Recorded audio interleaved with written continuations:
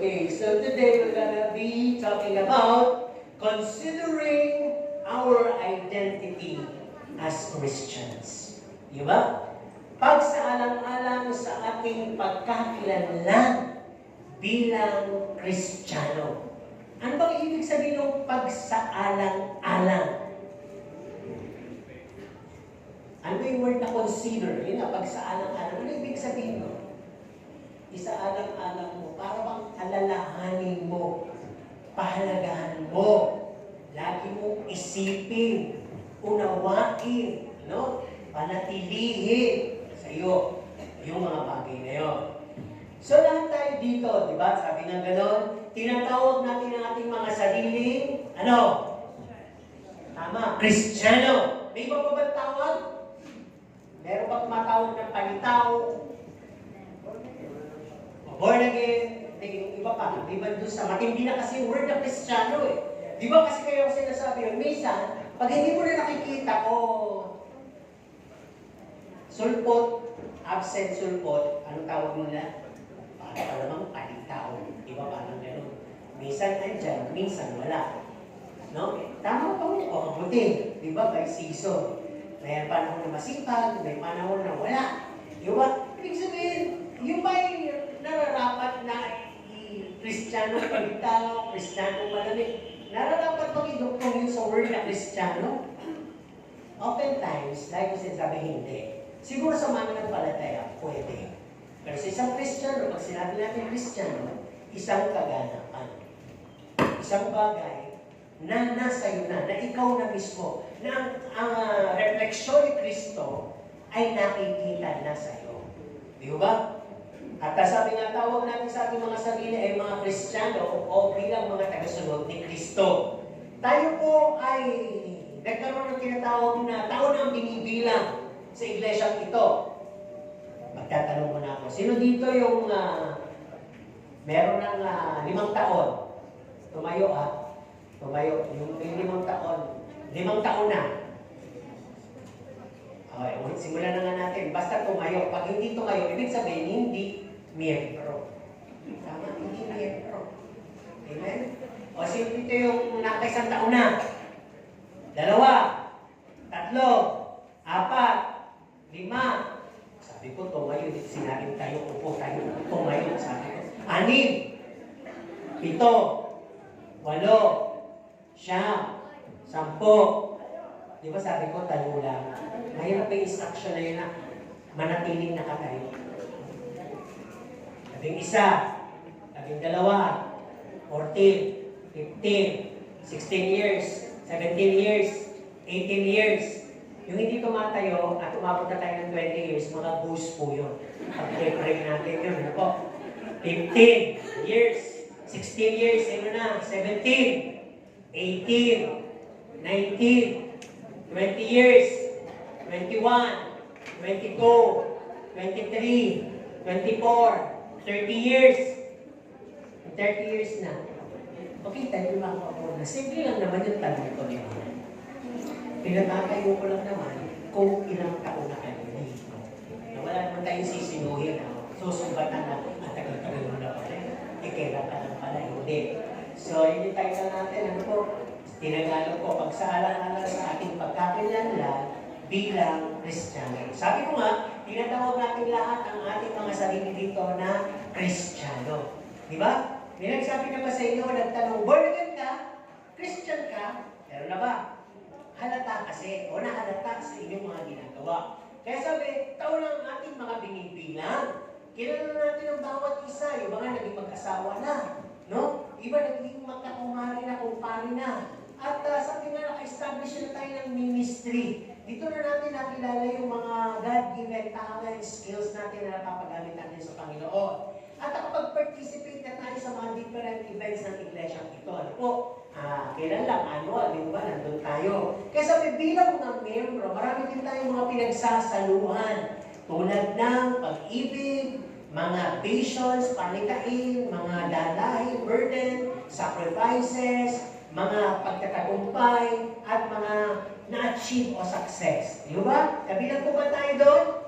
So, we celebrate our anniversaries yearly. At malapit na ngayon, ano po? sabi nga tayo po ay lumalalim sa paglago. Lumalalim ang ating mga ugat, nadadagdagan, tumitibay ating pananampalataya, nadadagdagan tayo ng wisdom knowledge, ang ating devotions ay lumalalim. Sino mga nag-fasting? Naku, wala po nag-fasting. Hindi pa po huli. Andun pa po yung mga narrations. No, yung mga itemized prayer. Pwede po kayong mag-fasting ka sa inyong lugarin. Kung hindi naman, hindi pumunta dito. Kahit kayo lang mag-isa, dalawa kayo, tatlo kayo. Basta huwag kayo matutulog dito at huwag kayo magdadaldalan. Magpa-fasting na kayo. Pwede pa po humabol yung iba. So sabi lumalalim din tayo sa ating relationship with Christ and fellow Christians.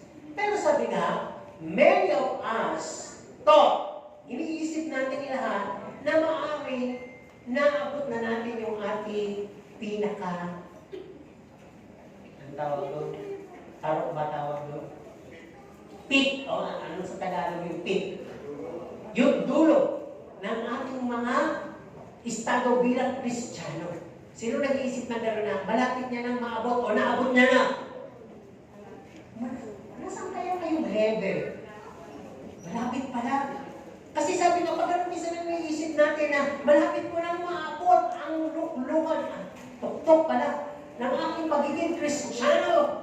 The peak of my Christianity. Sapagkat malalim-lalim na ako, marami na akong may contribute. Nakita ko ng mga gifts ng Holy Spirit. At nagamit na rin ako sa larangan ng pagpapagaling. Nagamit na rin ako sa pag-disciple. Nagamit na rin ako sa pag-evangelize. Nagamit na rin ako sa paghayo. Nagamit ako sa pagbibigay. Nagamit na ako sa pagpapayo. Lahat-lahat. Kaya malalim-lalim na ako. Andito na ako sa tuktok.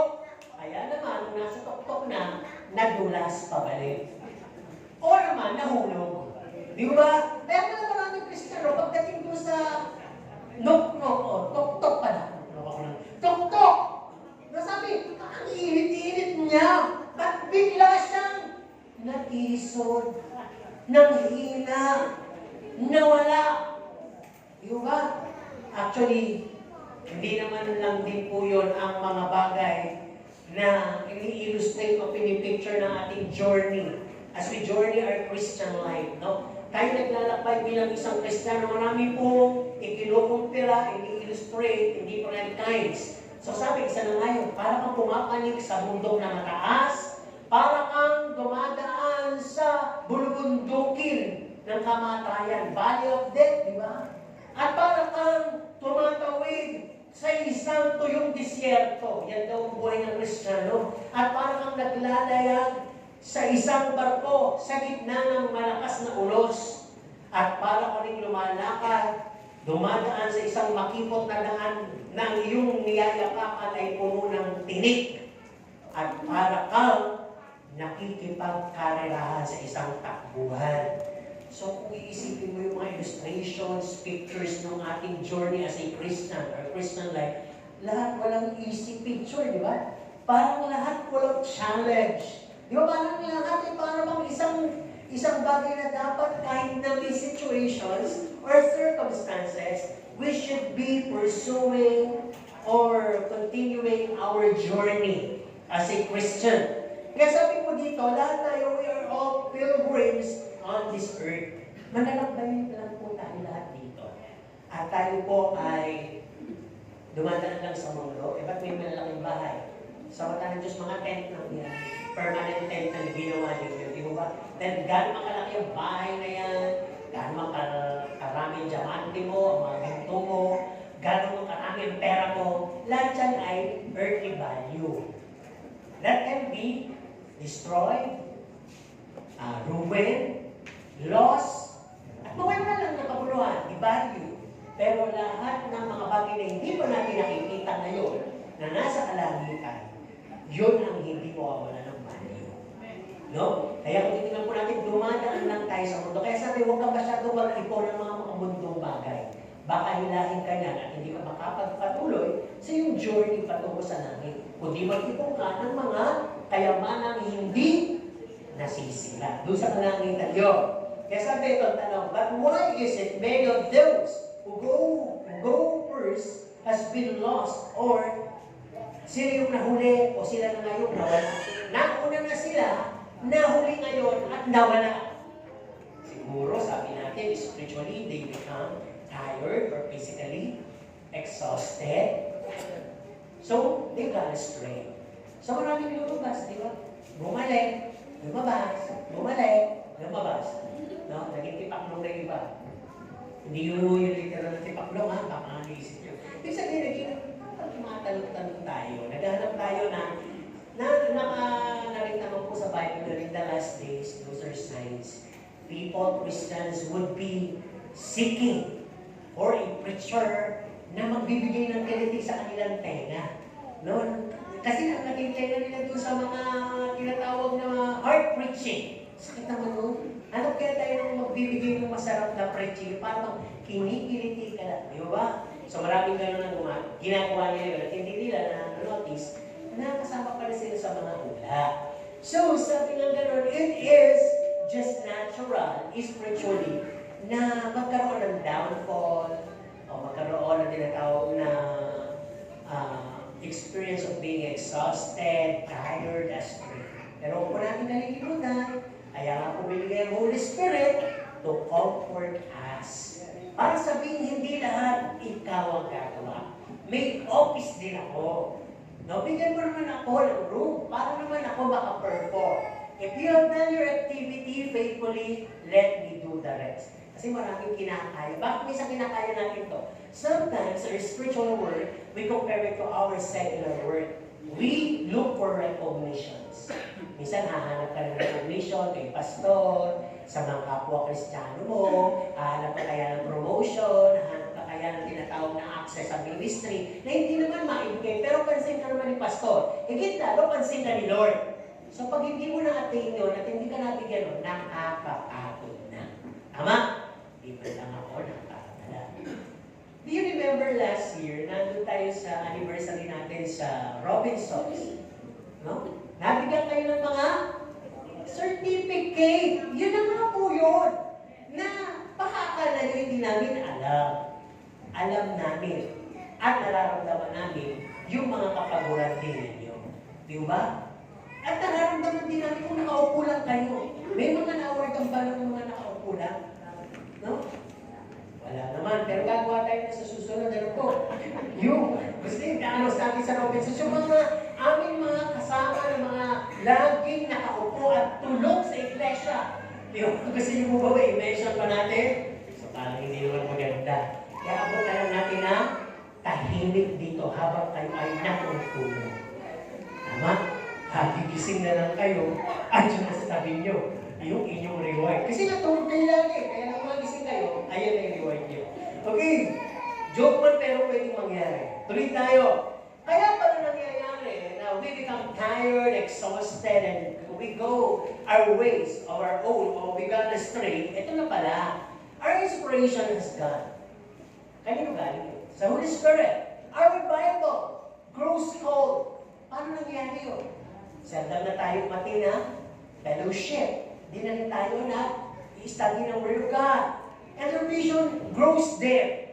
Kung pag-isakwan, di ba minsan may nakikita yung captain, malapit na tayo sa island, may mga passenger ng bangka o ng barko na nakikitingin, o nga, hindi pa walang takela. Parang ganun iba. Kaya, nagulat na lang sila, dumaong na pala, dumaong na pala. Pinakikiramdaman lang nila, sumadsad. Sumadsad na, ano ba yun? Sumadsad na, dumaong na. Hindi ka tulad nung nakikita mo, malapit na, excited ka na. Kaya parang ganun, spiritually, yung visions, hindi sila nag-participate. Sinabi ng iglesia, meron po tayong concert. Emano. Meron po tayong outreach. Emano.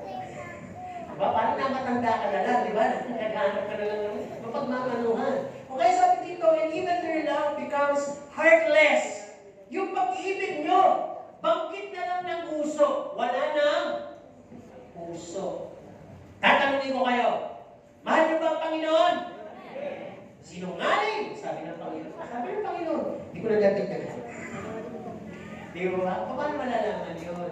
Na sinabi ng Panginoon, sinungaling. Pag may hindi kayo pinapatawad, kinakausap, minamahal, anuman ang level niya sa buhay niyo, kayo na ngayon. Ano sabi ng Panginoon? Liar! In English mo lang. Di ba? Ito naman yun eh. lumayas kayo sa akin. Baka hindi niyo ako binandila. Ako yung pag-ibig, hindi ko kaya. Kasi hindi mo ko pinapasok sa'yo, kaya hindi mo kaya. Papasokin mo ko sa puso mo, makakaya mo. Tama po ba? Pag kasi alam ko, pag ang tao ay talaga identified na kay Christ, walang mahirap. Kasi si Kristo na is at work in his or in her life, in his and her life. Siya na yung kumikilos. Ako naramdaman ko yan eh. Parang gusto ko pang magmalaki, makipag-debate, pero parang bilag sa akin, yakatin mo. Ay wala na ako nagawa. Sumunod na ako. Nung niyakap ko, gumaan ng lahat. Diba? Friends pa rin hanggang ngayon. Yun ay ibig ko sabihin, ba't pipiliin mo yung magmalaki? Para lang ang sarap, pero hindi ka makakatulog doon. Diba? At pag inabutan ka ng Panginoon, yun lang pala yung isa-isang puwing sa mata ko na magpapaiwan sa iyo. Diba? Kaya, ayun ang sabi, kaya pala iba nawawala. And sabi, nawala ng inspirasyon, revival, vision, love, and has forgotten their identity in Him. Nakalimutan na ang kanilang pagkakilanlan kay Kristo.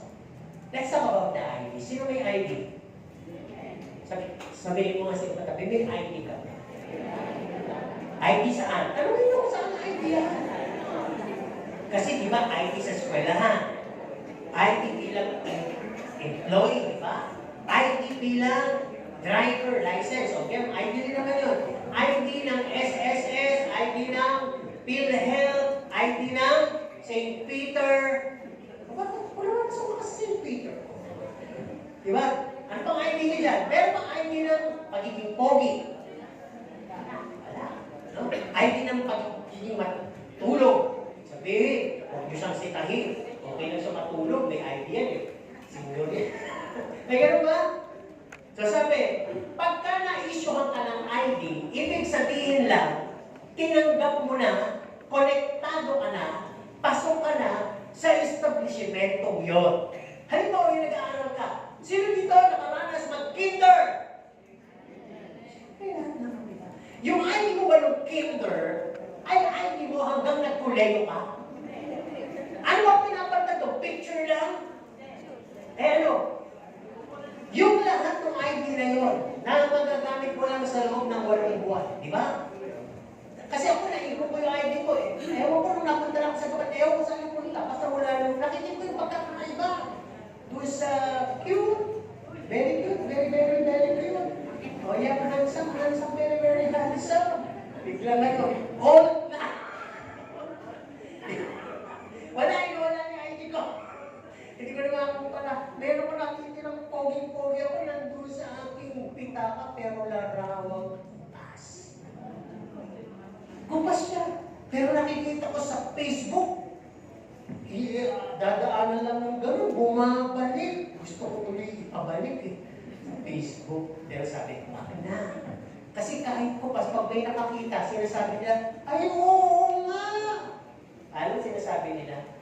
Si Aga pala yan. Kaya ikaw pala yung ano. Hindi naman ako nakikinig. Si Aga daw. Si Quindia ko yan. Hindi, si Aga yan. Kaya hindi mo ba si Aga? Diba? Ang Aga mong magyabang. Ano ba? Pinapatalo ko yung nag-tulog dyan. ID kasi pinag-uusapan natin eh. Kasi may mga ID ngayon. Andiyan pa sa po sa'yo? Okay, baka hawakan niya. Di ba sabi nga, lisensya ay 10 taon na siya bago i-renew. Yun ang magandang hawakan. Kasi yung after 10 years, makikita mo pag nagpa-renew, dito ka iba ng mukha mo. Nung una mong pina-renew, 10 years. After, ang ganda pa, ang pungay ng mata mo. After 10 years, kinumpira mo, banlag na. Duling na yun pala na stroke within that 10 years span. Diba? Tapos bibiro, may gano'n. May bukod ng tabak, after 10 years, payat na. Ikaw ba ito? Diba? Diba? Meron namang ang payat, biglang tumaba. Ikaw ba ito? Oo, manas ako eh. Diba? Yun ibig ko sabihin.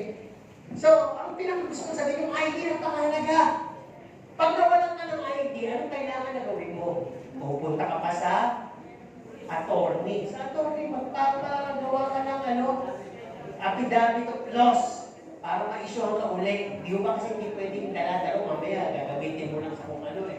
So, napaka mahalaga. So sabi yung ID na sa lupa na yan, bagamat mahalaga, nire-renew pa, nakakapagod. Minsan, nawawala pa. Pero yung ID na binigay sa atin ng Diyos, anong nakasulat sa identity na yun? Sabihin niyo yung pangalan niyo ngayon. I am, sabihin niyo yung pangalan niyo. A legit Christian, Son of God, identified with Christ. Yung ID na binigay sa inyo ng Panginoon na yan, na pinangahawakan niyo, bagamat hindi halata o wala tayo ng mismong literal card, kami mga pastor meron eh. Eh yun po yung eternal. Eternal po yung identity na binigay sa inyo. Once given and entrusted, it is ours forever. Palakpakan natin ang Panginoon doon. Diba? Meron na kayong spiritual ID or identity. So yun ang pag-uusapan natin ngayong umaga. Considering our identity as Christian.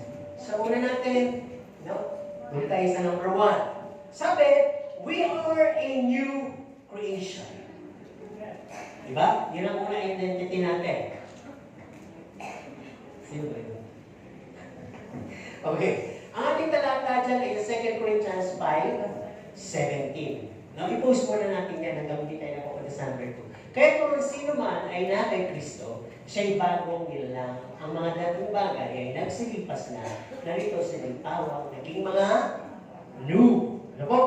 So, it talks about the newness of our lives as Christian. No? Nabago na ba ang buhay mo? Di ba sabi dito, nung tanggapin natin ang ating Panginoon Jesucristo, nakita natin ang talatang to. Nagsusumikap ba tayo? Sa ating sarili, hindi natin kaya. Pero kung nagsusumikap tayo, plus tinutulungan tayo ng Holy Spirit conviction araw-araw, na nagsasabi, mali yan. No? Ikaw ay isa ng bagong nilalang, bago ka na sa paglakad, bago na dapat ang mindset mo, bago na dapat ang mga pananalita mo, hindi na siya kinakailangan kung ano-ano, bago na mga practice mo sa buhay, na hindi na sa pagkakasala, mga kinikilos mo, at ang mga inisip mo ay dapat positive na. Diba? At pinapaalalahan tayo ng Holy Spirit. Ang model mo ay si Jesus Christ. Sino ba ang model? Si Jesus Christ. Kaya itapon mo na yung lumang pagkatao. Yung nasa sayo, itapon mo na yung mga tinatawag na lust of the eyes and lust of the flesh. Yung layo ng laman, layo ng mata, yung pagiging maikling pag-iisip, yung konting kibot, iniisip mo, ikaw pinag-uusapan, chinichismis, iniisip mo, inaapikan. Tanggalin mo na yung mga overthinking, yung masyado ka nagpapanik, masyado ka nagseselos, masyado ka naiigit, masyado ka natatakot.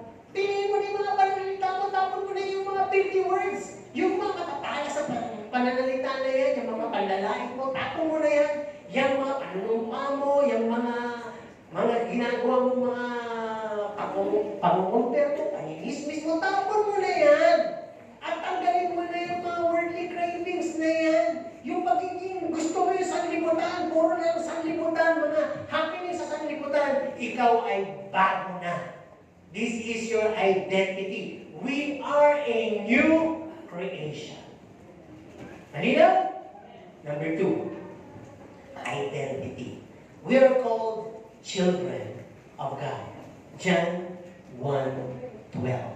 Datapwan ang lahat ng sa kanya'y nagsitanggap ay pinagkalooban niya sila ng karapatan maging mga anak ng Diyos. Sa mga tuwid bagay, ang mga nagsisisampalataya sa kanyang pangalan. No? So, given us this instant adoption. Di ba? Let's talk about adoption. Parang nung una, nung early years na bata pa kami, ang dali lang mag-ampon. So, nagkaroon kami diba ng ampon. Hindi naman na, kahit marinig niya, proud na siya ngayon. Ano? Nilagay yung aming kapatid na yon sa harapan ng aming tahanan, 3 days na pinapanganak. So, sabi, may pumatok ng tricycle driver. Sabi, dito ba yung bahay ni Pastor? Tapos, nung malaki yung bahay ni Pastor, iniwan nga si Moises at Calvin pa kaya pangalan, Calvin. Iniwan din sa harap. So, kinuha natin. Maya, nasaan yung babae? Magpapapalit lang daw. Kasi walang paling tricycle, hindi na bumalik. Kaya ayaw namin nung una. Gusto namin iwan sa tricycle, pero sabi ng tricycle, mahigpit kong bilhin, dito daw. Tinanong ako yung bahay, papapalit daw. Ano daw mangyari? Basta dito daw yun. Kinato. So, kinuha na namin. So, 3 days, alam pinanganak. Infected yung puso. Ano to? So, dinala sa ospital, doon pa lang umiyak. Kasi nga, iso-suso, hindi maano. So, ibig sabihin, kahirapan siguro ng magulang. Long story short, lagi namin nalililig sa aming ama na huwag niyong ituring na iba sapagkat yan, kayo pwede namin kayong tanggalan ng mana. Yan hindi. Kasi yan, hindi niya pinresintay sa sarili niya. Kinuha natin siya. So, lahat yun, nakaayos po yung papeles. Ano po? Pinalabas. Pinanganak sa hilod. So, sumatulog sabi, naging matagumpay at yung kapatid ko na yun, ay nasa Canada na ngayon. Ano po, magkatatlong linggo na yata. At dinala na siya ng kanyang asawa doon, pati yung pamilya niya. At talaga namang maganda na yung buhay nila. So, ibig sabihin, yung adoption, di ba? Na talagang nalaman niya na yung magulang niya pala, ay taga-member din pala ng church namin. Yung lola ay aaminin na, namatay ng COVID. Pero nalaman niya yung tunay niya magulang ay namatay na nga. At nagpakilala sa kanya. Pero sabi niya, hindi ako pupunta sa libing doon dahil wala pa akong puso doon. Pag-uusapan lang ako doon, tatanungin lang ako doon. Saka wala talaga akong damdamin. Ang pamilya ko ay yung nag-alaga sa akin. Eh ngayon, nasa Canada po namin tatlong kapatid doon. Pero sabi ko sa kanya, maliit ang mundo. Magkikita-kita kayo doon. Batiin mo, walang problema. Nang makilala mo naman. Lahat kasi kamukha niya eh. Kami hindi nakamukha. Pero lahat yung kamukha niya. So, matuloy sabi, yung adoption, napakahalaga po. Ang Israel, nagmalaki sa Diyos. Kung hindi nagmalaki ang Israel, ang mga Hudyo, hindi po tayo na-adapt. Dapat matagal na pong tapos ang mundo. Pero nagmalaki ang Israel, kaya nabigyan po ng biyaya ang mga hintil. Tayo po yun. So, adopted tayo spiritually. At pinatunayan pa to ng talatang binasa natin na minsan mong tanggapin ng Panginoon ay binibigyan ka ng karapatan maging anak ng Diyos. Sino dito ang anak ng Diyos? Tumanggap ba talaga kayo? Totoo sa puso nyo. So, the moment na tinanggap ng Panginoon, tayo lahat anak na tayo ng Diyos. We have access to all the God, or the mighty God, as our Abba Father. Di ba? I-exercise naman ninyo yung right and position nyo, yung relationship nyo sa Kanya. Meron bang anak ng Diyos na makapangyarihan na naghihirap, na naiiyak, na nagdudusa? No? Siguro, tinalakay na ito kung lagi na nyo naririnig yung DCAS eh. Bakit kung ang Diyos ay makapangyarihan, alam niya naman yun, bakit inahayaan niya na ang tao ay magdusa? Dahil hindi na po tayo robot. Hindi tayo pinaprograma. Tayo po ay may sarili-sarili win. At ang sabi, ang mga pagsubok na yan, ang magbibigay sa atin ng testing. Para ang ating pananampalataya, buhay Kristiyano ay maging lantay sa kanyang harapan. Di ba? Pinupuro pala tayo. Dinadalisay pala tayo. Kung ang anak nga ng Diyos, hindi niya iniligtas doon sa tinatawag na nakatakdang mamatay sa krus ng Kalbaryo. But, ano sabi ng kanyang anak? Let your will be done, not my will.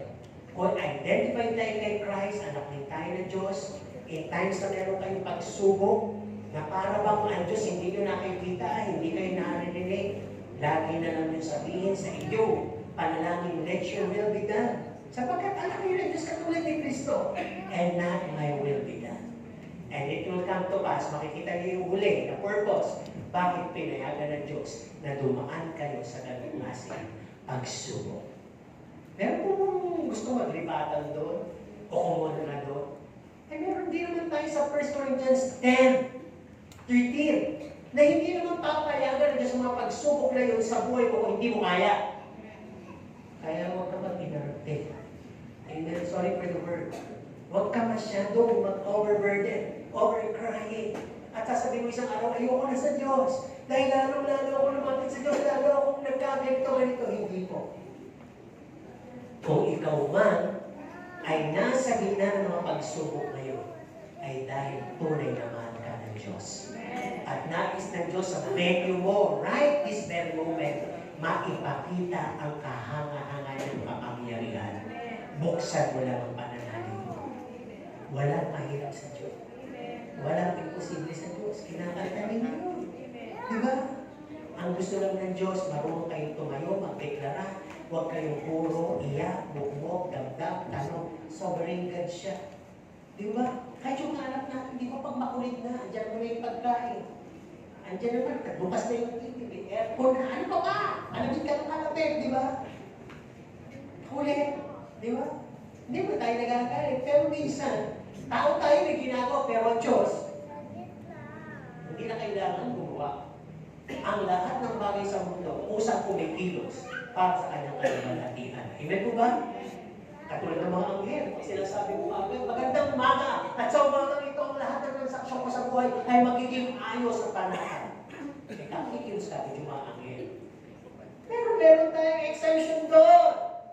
Lalong-lalo na kung ayos ang iyong relasyon sa harap ng Diyos. Pero kung hindi ayos at may sabit, meron pong delay. Amen po ba? Ilinawin natin lahat kung ang puso ay nagbabara, ang mga ugat ay nagbabara. No? Ang relasyon natin kailangan walang para. Ano pa? Walang mintis. Walang utol.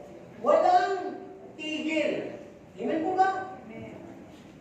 O, yung gising ka ngayon, nakikinig ka ng sermon, may inanto ka. Pag gising mo, maintindihan mo ba yung kaduktong ng sermon? Sinabi mo, natulog ka nung nagising ka. Ang tagal naman nun. Service? Nakatulog na ako lahat. Actually, hindi ko matagal ang service. Noong na naginip ka, napunta ka ng Disneyland. Ay, layo nun, Japan. Kaya parang ang haba ng biyahe. Diba? Kaya gising lang tayo. Okay, ang sabi din dito, number 3. No? We are chosen. Yan. Mga bis na kayo, gaya ng mga hinirang ng Diyos, na mga banal at minamahal, ng isang pusong mahabagin, ng kagandahang loob, ng kababaan, ng kaamuan, ng pagpapahinuhod. Ano? Sabi dito, we are chosen. Kung pinili ka, lahat yung binanggit doon, rightfully, gawin mo. Magkano naman tayo sa favorite kong ilustrasyon. Sino dito kumakain ng mixed nuts? Ano po ba ibig sabihin ng mixed nuts? Ano yun? Ibang klase ng nuts. Kasama doon ang mga makukunat.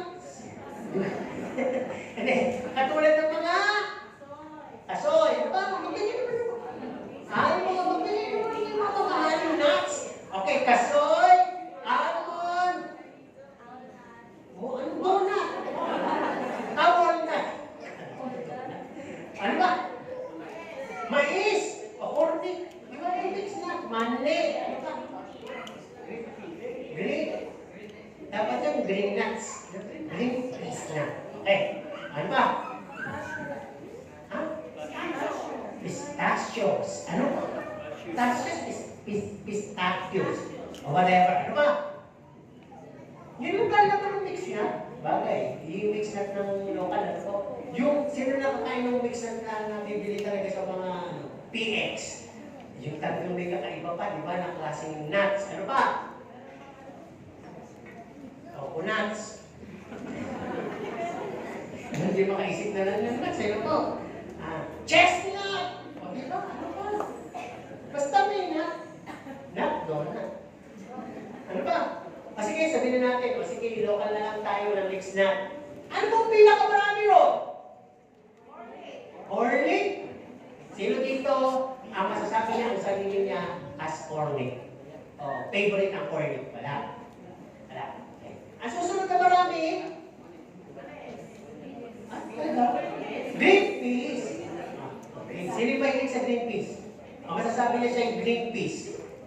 Laging nagpropromote ng mga halaman at peace. Sino naman dito? Peanut! Peanut na makuna. Peanut! Wala. Ano yung susunod natin? Ano pa yung laman? Na marami. Pagtapos tayo, kahit hindi nilagyan pa ng putong takbal, di ba? Kaya putong.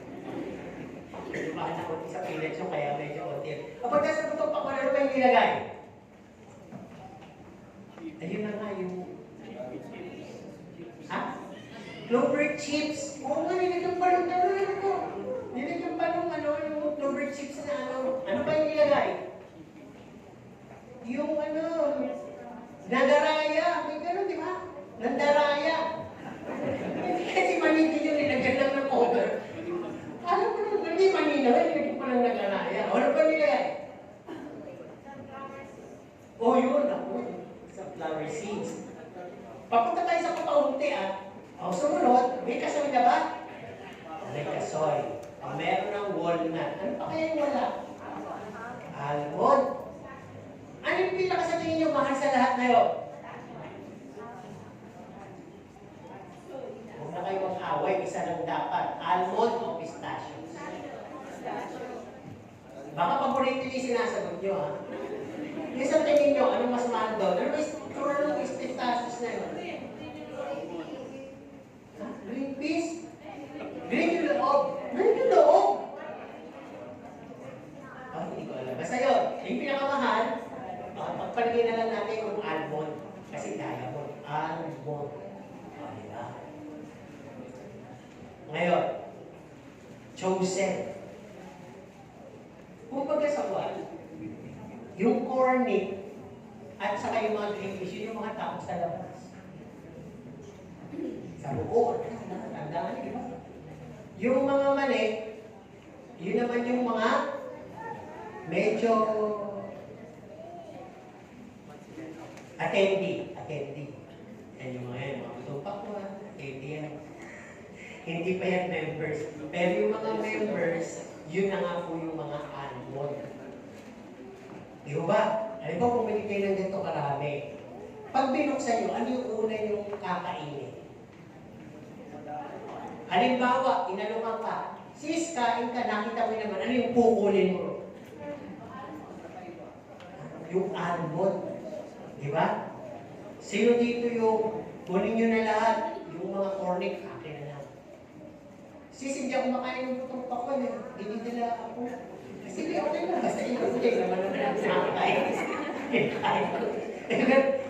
Punta tayo dito sa almond. Pagkama naman yung almond, di ba? Kasi nga yun yung mahal. At yung almond na yun, para sabihin kasi, kayo yun, tayo yun. Kumpira sa mga taong nasa labas, pinili po tayo. Nakalubilo ngayon tayo. So, ibig sabihin lamang dito, pinili tayo, no? Kayo ba nakaka-recognize kayo o na-recognize kayo na pinili pagdating sa labas? Paano? Sa klase ng inyong kilos, sa mga pananalita nyo, di ba minsan, pag lumalakad ka ba sa mall, makikita mo lahat yung mga Christian doon, kapera lang kapatinan mo. Alam mo ba, matuturo mo sa kamay mo, ito Christian, yung Christian, tuturo mo hindi. Minsan, dahil ang judgment mo ay, lalo na kung madre, ayun mo ngayon. Diba? Pero sa mga Muslim, lahat Christian. Pera kami, Muslim kami. Pero kayo lahat, Christian. Ang bilis nila Pero tayo, paano natin matatrack yun? Di ba minsan magugulat ka na lang, dumadaan ka biglang, may kumakain, nagdadasal mo. Kaya sabi mo, Christian. Di ba maya-maya, nagdadasal ko, nagbibigay ka din, may katabi mo, nagbigay din.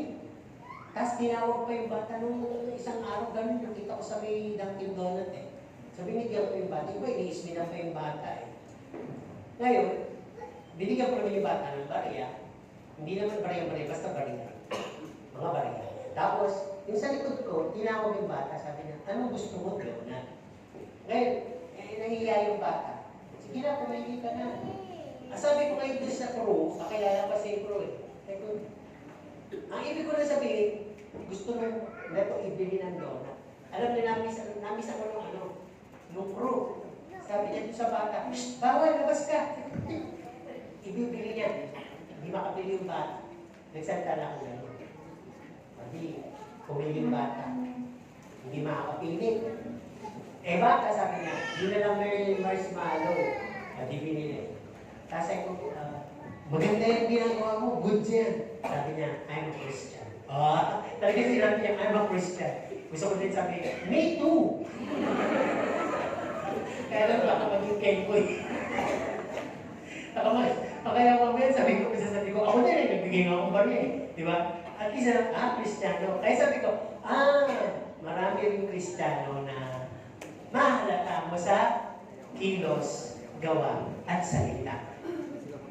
Actually, kung may kasama ka sa church na Christian, mahalata mo rin kung Christian yan o believer. At mahalata mo rin kung tulog siya. Kahit na nakatingin sa akin. Kasi, kung gising yan, nakaganito yan. Pag tulog yan,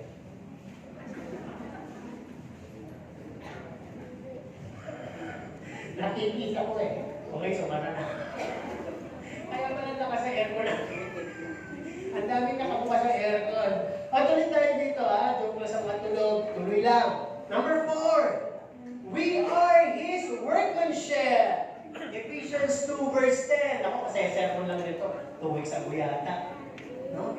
Sabi, sapagat tayo kanyang gawa na nilalang kay Kristo Jesus para sa mabubuting gawa ng mga ihanda ng Diyos ng una upang siya nating lakaran. Nilalang daw para saan?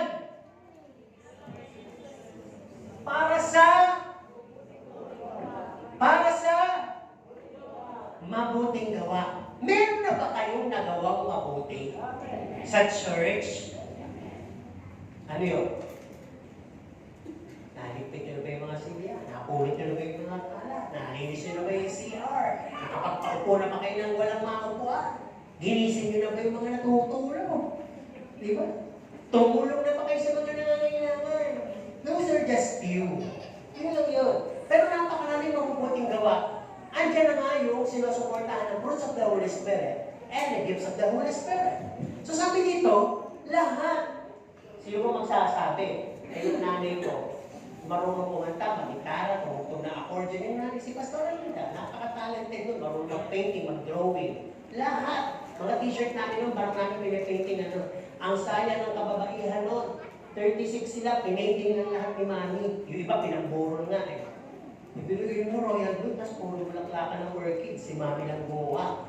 Diba? Pero hindi yung ginawa niya sa tita ko na napakagandang saya na puti, siya dinag-painting. At hinamaan talaga, kahit ng mga kasama ni Lerda Marcos. Hindi lang sabi, Mami ko ng painting niya. Napakatalento ng aking magulang na yun. No? Gusto ko kumanta ng annual, di ba? Wala namang boses, pero nung kabataan, napakataas ng boses at napakalaki. Wala mo yung boses ng kapatid ko doon.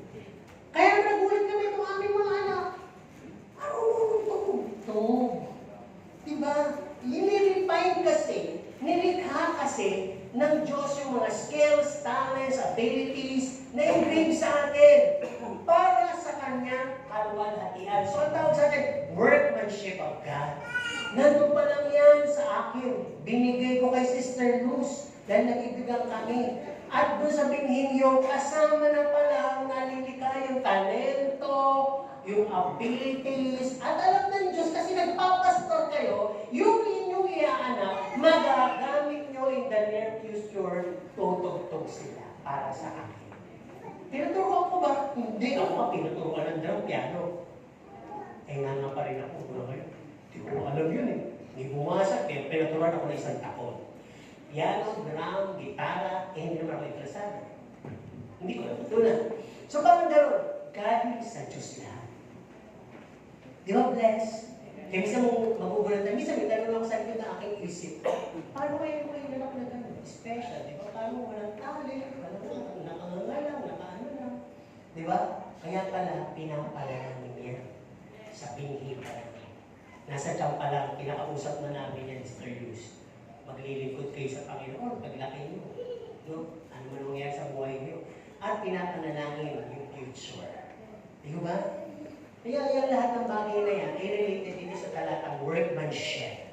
No? So yung work, dinicide ng Diyos yan. Guided, empowered by the Holy Spirit, at ini-enhance pa, dinadagdagan pa habang tumatagal. Pinapaganda ng Diyos ang talento para sa kanyang kaluwalhatian. Sino dito yung magsasabi ng kumanta siya, ganun lang. No, hanggang ngayon, ganun pa rin. Di ba hindi naman? Nagsimula ka na sintonado. Pero, as you sing, you do the todo. Hindi na siya sintonado. Todo-todo na ang iyong singing. Di ba? Bumaliktad na. Kaya pag in-offer mo lalo sa Panginoon ang mga talento mo as a workmanship of God, yung i-evangelize mo, pag-soul-winning mo, pag-share mo, pagpapayo mo, lahat din dadagdagan pa ng Panginoon for the beauty of the ministry and for His glory. Diba? Basta huwag ka lang magmamataas, sasabihin mo sa'yo lahat galing. Number 5, we are free. Galatians 5:11. Ngunit ako, mga kapatid, kung ipinapangalan ko pa ang pagtutuli, bakit ako'y pinag-uusig pa? Kung gayon ay natapos na ang katsurat sa krus. So yung free dito kasi paano bang yung panahon na yan na sinabi ni Pablo yan? Para bang lahat sila ay bounded nung, di ba, yung covenant ng pagtutuloy nagsimula yan kay Abraham, di ba? Tapos, naging law na pag hindi ka tuloy, marumi ka. No? Masyado naman nag-absorb ng mga Pilipino, kaya lahat ng Pilipino, tuloy. Pero yung iba, Asians, Easterns, hindi sila mga tuloy. Koreans, sa mga inahangaan nyo, hindi sila mga tuloy. Dahil napakamahal ng tuloy. No? Sa kanila, kaya nagugulat sila, mga angkat sila. So, hindi naman yung pagkatalunan yun. Madumi, linisin mo. Di ba? At ang sabi nga, hindi na yun. Ritual na lang yun eh. Parang nag-iwi na lang yun yung ano yun eh. Kayabangan eh. Na pagka hindi ka tuloy, marumi ka. Pagka tuloy ka, malinis ka. Eh may mga tuloy namang hindi malinis ang gawa. May mga hindi namang tuloy na malinis ang gawa. Kaya sabi ni Pablo, tuloy man o hindi, labas na tayo, malaya na tayo dyan. Dagdagan na lang natin. Yung ating gustong talakay na kalayaan, pero yun yung talakang binigay, ay malaya na tayo mula sa pagkaka-bandage ng kasalanan at kamatayan. Romans 8:11. Sino nakalalas dito yung na-bandage na yung paa, yung braso? Kasi nemento. Wala? O yun namang na-hospital na pinalian ka dahil makulit ka, nakamot mo lahat, may bawal, mahuhugot. Yun yung parang illustration ng bandage. Nakatali ka, gusto mo minagpos, gusto mo kumilos, gusto mo kumawala, hindi mo magawa kasi nakatali ka. Doon po tayo pinalaya. Na gusto mo na magbago mula sa kasalanan yaon, pero hindi ka makawala. So sabi doon, pinalaya ka na. We are no longer slave to sin. Hindi ka naalipin ng pagkakasala. No, sabi din dito, taken and redeemed by our new master. Kinuha ka na mula doon. Tapos, siya na ang naging Panginoon mo. Pero sabi niya, hindi ka na malaya sa paggawa ng masama. Kundi ang kalayaan mo ay sa katuwiran at sa kabanalan. At sabi dito, magsumigaw ka sapagkat ito'y malaya na magpuri at makapagpasalamat sa Panginoon. Yun yung kalayaan natin. Kaya sino dito yung mga tunay na pinalaya?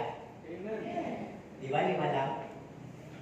Kasi kung talagang tunay na pinalaya, pero tatanong ako, malakas. Kaya, buka natin. Marsha. Sino dito mga tunay na pinalaya? Amen! Uy. Kasi, kaya ako natatawa, pag manutong yung tanong ko, malakong din yung sagot. Pero sa unang tanong ko, na plain lang, wala namang tanong sumasagot eh. Diba? Bahan natin ulit ha. Ay, wala na sumagot. Galit na eh. Sino dito ang mga tunay na anak ng Diyos? Amen! Ang sumasamba sa buhay ng Diyos? Amen!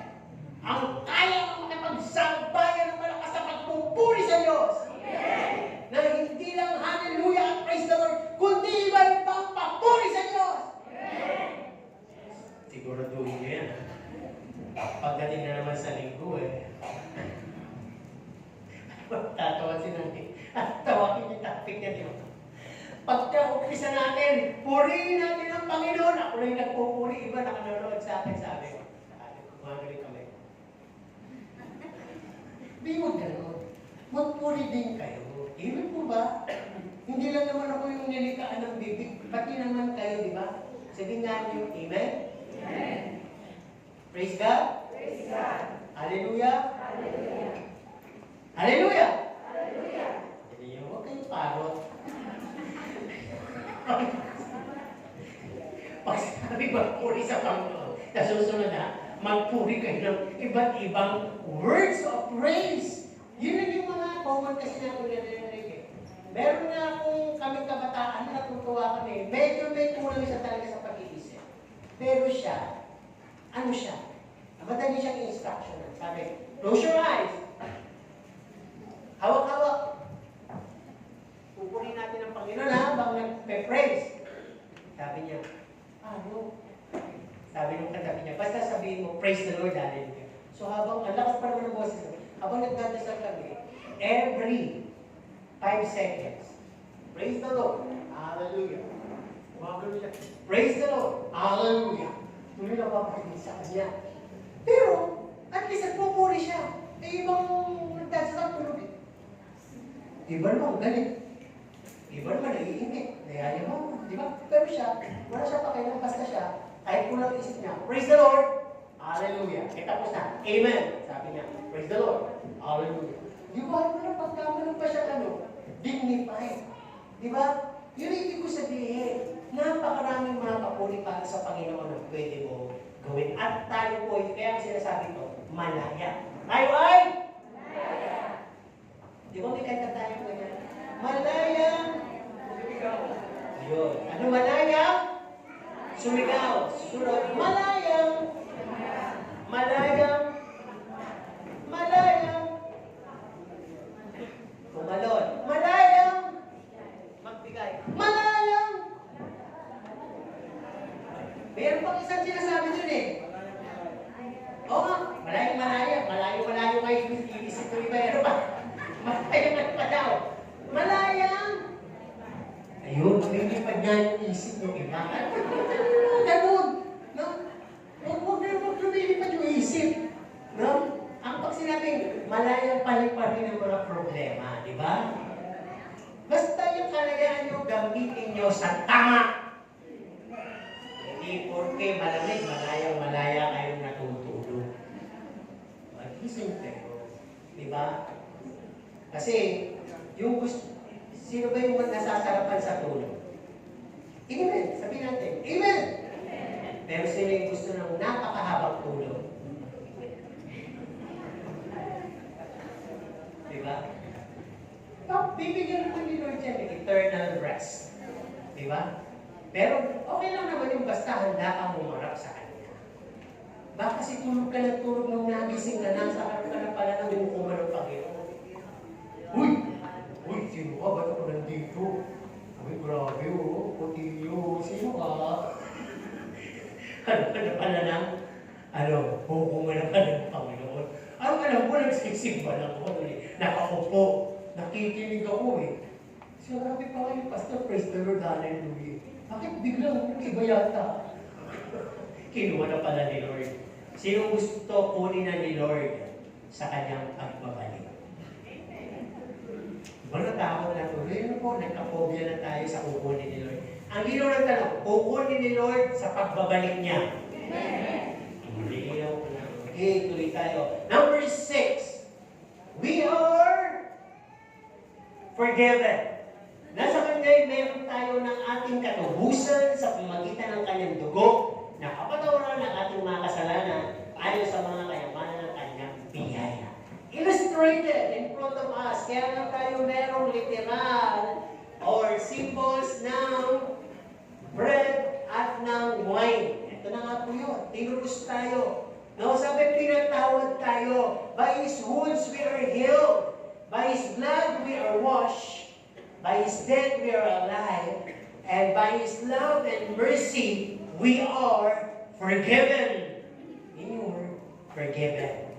Pag sinabing forgiven, kayo po ba naranasan nyo na magpatawad? O you keep records Yung, okay na yun, pero tuwing nakikita mo, pumupulo. Hindi po kayo tunay na patawan. Nagpaipang-babaw lang tayo. Doon yung matindi sa sarili nyo.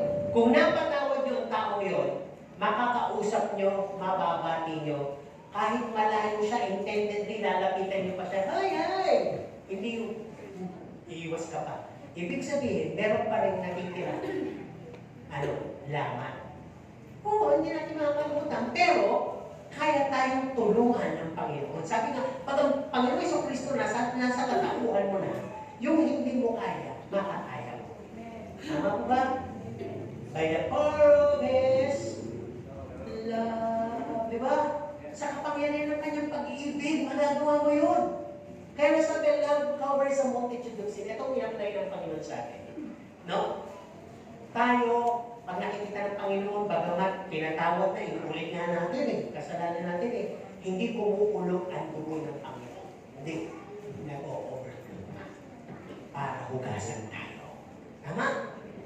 Para hugasan tayo. Pero, I make this clear to you, na hindi po tayo nahugasan literally pag uminom tayo ng Panginoon. Baka iniipon yung kasalanan nyo, malapit na naman mag-first Sunday, third Sunday, mahuhugasan na ang kasalanan. Hindi po. Ito po ay kuminante. Tayo po ay communing with the Spirit of God. That's one. Ano po? Kaya tuloy tayo dito. Sabi nga, sa forgiven, the guilt of sin is taken away. We're justified. Kung baga sa nasugatan ka, di ba nagkakakiloids? Nagkakapeklat? At ang kailangan mo doon ay sebo ng macho. Hindi, sebo di macho. No? Sebo di macho, alam mo matatanda yan. Ano ba yun? Ano ba yun, nanay? Ate, salamat ko na yun. Alam mo, hindi alam. Sebo di macho, sino mayroong sebo di macho sa bahay? Kung may peklat ka, maglagay ka. Pero kung ang kasalanan mo ay may peklat, hindi mo kailangan ng sebo di macho. Ang kailangan mo ay ang banal na dugo ng Panginoon sapagkat you will be justified at ikaw ay mapapawalang sala. No traces of wrongdoings, of sin, of mga kasalanan na nagawa. Hindi na po makikita kundi kakalimutan na ng Diyos. Amen po ba? Siguro sabi ng iba, nakalimutan na naman ng Diyos, makagawa nga mali. God has the ability, capability to throw it away in the midst of the ocean, but in one click, kaya niya uling-uling at makita yun. Ginawa mo na, di ba, may record na yan yung mga nakalaya, di ba? Nagnakaw, nag-rape, pumatay, pero nakakalaya, tapos mamaya, nakasuwa na naman. May record na to Di ba sabi sa balita? Inulit na naman. Yun ang ibig ko sabihin, paulit-ulit, hindi nagtatanda. Pero ang Panginoon sabi ng ganyan, gano'n ba kapangyarihan ng Panginoon na sabi, pagdating niya, ang lahat ng ligtas na kinain ng dagat, kinain ng kalawakan, kinain ng lupa, isusuka nilang lahat, at United sa hangin, kukunin ng Panginoon. Gano'ng katagal na, alika po kanina, kaiwalay yung katawan mo, abo mo, mag-gathered lahat. Yung mga ligtas at mabibigyan ng glorified body. Amen?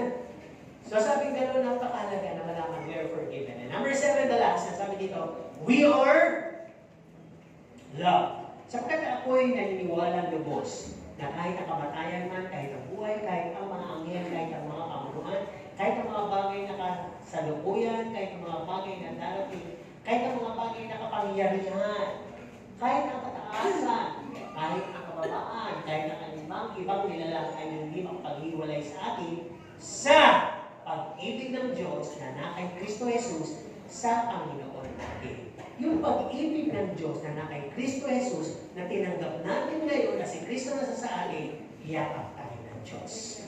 Tama po ba?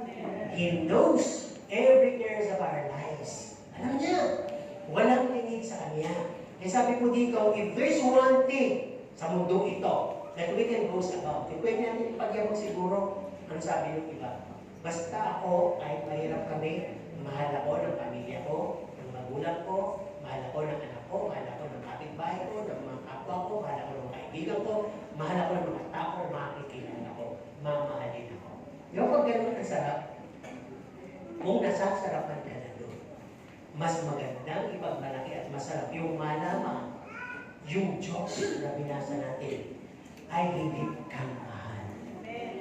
At sinabi, walang makapaghihiwalay. Siya, hindi sa kanya magagalit. Tayo una nahihiwalay. Kasi sa totoo lang, siya ang unang pumibili, hindi tayo. Kahit tayo yung nagmamalaki. Di ba para sinumi tayo ng pag-ibig ng Diyos, tapos tayo yung nagmamalaki. Kaya sabi nga dito, paano napatunayan masasabi ng Diyos ay patuloy na umiibig? He keeps forgiving us, trusting us, feeding us, clothing us, providing for us. Kasama rin din yung nililiyok tayo, dinidisiplin tayo ng Diyos. Nagbabantay sa atin ng Diyos, ilang taon na. Yung katapatan niya sa buhay natin. Nananatili siya sa ating tabi. At sabi nga, Jesus emptied Himself for us. Sino magagawa? Hinubad ang lahat. Yung kanyang kayamanan, gloria sa kalangitan, iniwan, binigay sa atin lahat. Para lang daw tayo ay yumaman. In our conclusion, sabi nga, pag alam mo itong pitong identity na to, hindi ka prone na ison. Diba? Sabi kasi dito, knowing all these identities, bibitaw ka pa ba? Oh, meron pa rason para ikaw ay matison? Wala. May kulang ka pa ba? May kulang pa ba para di ka lumago? Sumagot naman kayo dyan na matapos na tayo. May insecurity ka pa ba? O dadaig na pagmamahal niya sa atin? Meron pa ba? Kahit hindi ka mahal ng nanay mo, tatay mo, sabi doon tungkulutin ka ng Diyos. Di ba? May iba pa ba tayong pakinabang na makukuha sa mundo, iban sa Kanya, na magagaling sa Kanya? Meron pa ba? Wala. Tatagin mo lang tayo niya, kahit tutuwa nga tayo sa mga balita kayo, di ba? Iba nakabebe-benefit ka sa murang ospital, pero marami pa rin pala yung mga ang dami pang hinihingi kung ano mga negatives. No? Ay, iba talaga, nasa mga LGUs kasi minsan, di ba? Pero mula sa taas, kung malapit ka naman din lang doon sa establishment sa Pangulo, ay talagang makikinabang ka. Pero kung malayo-layo ka, hindi na naman. Diba? Tao pa rin kasi ang may mga hawak niya. Kaya sabi nga dito, masasabi bang simple lang. At parang walang kakwenta-kwenta ang pagiging Kristiyano? May kwenta ba? Totoo ba? Eh, ba't tulog yung iba? Yung tulog walang kwenta, di ba? Tuloy tayo dito. Dapat ba manatiling guilty o i-practice pa kasalanan at magpakaalipin pa? Bakit? Eh kasi nga, we are identified with Christ. At pito yun. At ang tumataginting na una doon ay yung isa ka ng bago. Di ba Di ba? Sino yung bago na nilalang? Lingid doon sa bagong pagpapakuwanin nyo ng buhok, pagpapabangat ng mukha. Ano ba nga yung mga bagong ginagawa nyo sa inyong itsura? Pero higit sa lahat ang makita, yung nabago mula sa loob, papalabas. At masasabi nila talaga, ikaw ay isang Christian. Isang Kristiyano ka na. We're given those to be identified with Christ. Kaya masabi dito, so it is not we, but Christ liveth